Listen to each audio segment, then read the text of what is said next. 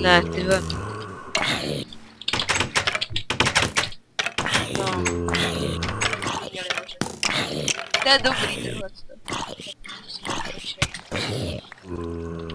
Jsem Tak jo. génius. Tak, teďka půjdeme na konec. Ale creeper. To radši pokoušet nebudu. Ty vole, ty seš taky.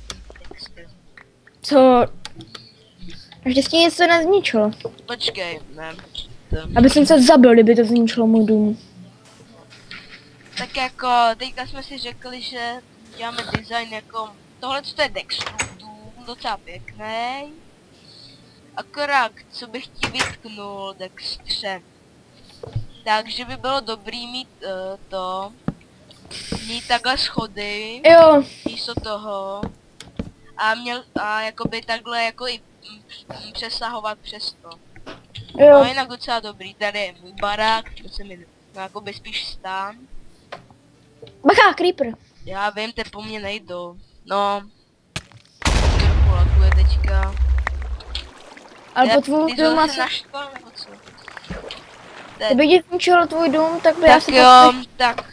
Doufám, že se uvidíme u dalších videí. Dextre pozdrav.